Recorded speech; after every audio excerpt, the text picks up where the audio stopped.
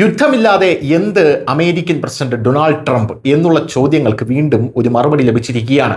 ഇറാനുമായി യുദ്ധത്തിൽ ഏർപ്പെട്ട് ഒരുവിധം അതിൽ നിന്നും തലയൂരി പുറത്തു വന്ന ട്രംപ് ഇപ്പോൾ ഒരു എട്ടിന്റെ പണി മേടിച്ചു പിടിക്കാൻ പോവുകയാണ് എന്ന വാർത്തകൾ പുറത്തു വരുന്നു. ഇപ്പോഴത്തെ നോർത്ത് കൊറിയയ്ക്കെതിരെ അമേരിക്കൻ പ്രസിഡന്റ് ഡൊണാൾഡ് ട്രംപ് തിരിയാൻ പോകുന്നു എന്ന വാർത്തയാണ് നമുക്ക് ലഭിക്കുന്നത്.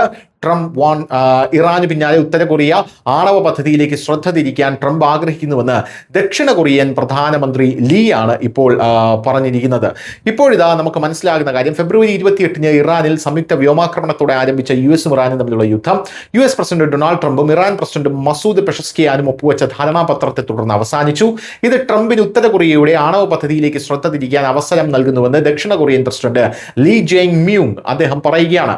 G7 അത്താഴ വിരുന്നിനിടെ ട്രംപ് ഉത്തര കൊറിയ വിഷയത്തിൽ ശ്രദ്ധ കേന്ദ്രീകരിക്കേണ്ട സമയം അതിക്രമിച്ചിരിക്കുന്നുവെന്ന് പറഞ്ഞതായും പോങ് യാങ്ങിന്റെ ആണവശേഷികളിൽ ശ്രദ്ധ കേന്ദ്രീകരിച്ചതായും ലീ ജങ് മ്യൂങ് ഒരു പത്രസമ്മേളനത്തിൽ പറഞ്ഞു.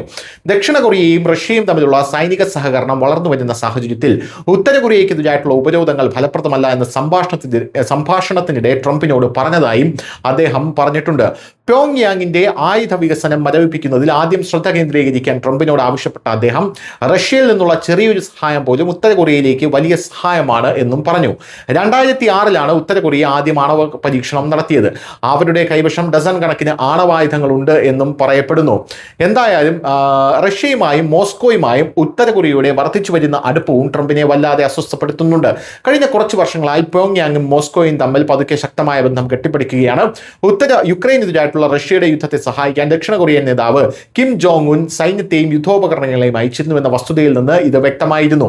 കിം അടുത്തിടെ പ്യോങ് യാങ്ങിൽ ചൈനീസ് പ്രസിഡന്റ് ഷീ ജിങ് പിങ്ങിനെയും ആതിഥേയത്വം വഹിച്ചപ്പോൾ അവരാരും ഉത്തര കൊറിയൻ ആണവ നിരായുധീകരണത്തെക്കുറിച്ച് സംസാരിച്ചില്ല. ചൈനയിൽ നിന്നുള്ള മൗനാനുവാദമാണ് ഇതിന് കാരണമെന്ന് വിദഗ്ധർ വിശ്വസിക്കുന്നു. News desk news Malayalam.